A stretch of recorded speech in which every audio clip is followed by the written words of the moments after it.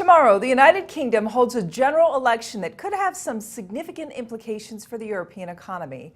I'm joined by Bill Adams, Senior International Economist at PNC Financial Services Group. Nice to see you here. Good morning. Thanks for having me. So let's start with the basics. Does the Prime Minister get reelected, and does his party have enough control of Parliament going forward?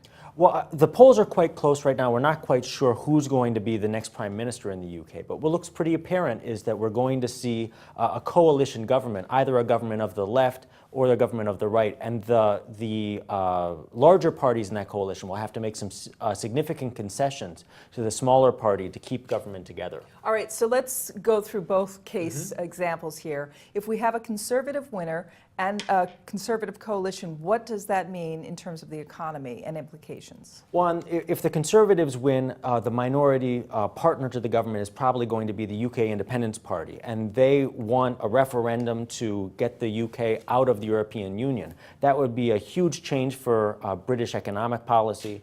It sort of leaves this open question: will London still be the capital of finance in Europe?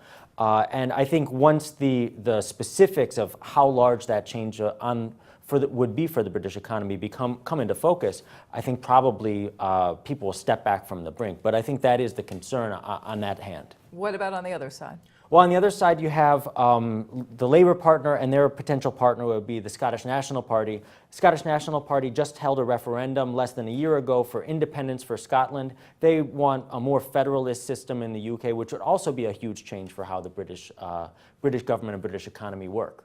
So we have, with this situation in Britain, in terms of this isolationist movement, it just has the sense that the European Union isn't so united these days. I mean, Greece is a whole different story. But what is the dynamic that investors should be thinking about when you look at the European economy as a whole?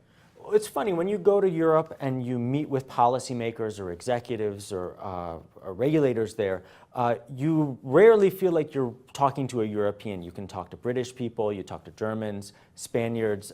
There aren't that many people who have European identity there. And I think these institutions, the European Central Bank, the European Union, they're sort of trying to pull together some very disparate parties to have a single Europe. With this, so on the British right now, there's this proposal that they want to renegotiate the UK's membership in the European Union. I mean, watching Greece today, you can see that trying to renegotiate the deal that every country gets on the same terms is more or less a no-starter. So there's a lot of people who are quite upset with the loss of sovereignty to this larger entity. But in the modern world, I don't know that they have very good alternatives. So in terms of the economy within the UK itself, you actually think things are strong enough that the Bank of England will be able to raise interest rates, maybe even at the end of this year? The good news never really catches headlines, but there actually is quite good news for the UK these days. Britain's had very strong job growth over the last 12 to 18 months. Unemployment rates falling. It's a very similar story to what we have in the United States. Britain's very heavy on real estate, heavy on finance, and quantitative easing and low interest rates globally have been very supportive of those industries. So I think we're probably going to see rate hikes in the UK, if not late in 2015 and early in 2016. And I think for the pound versus the dollar, it's sort of, I kind of see it as fairly valued between 150 and 155, around where we are right now. Bill Adams, we'll end it there. Thank you. Thanks for having me. I'm Rhonda Schaffler for The Street.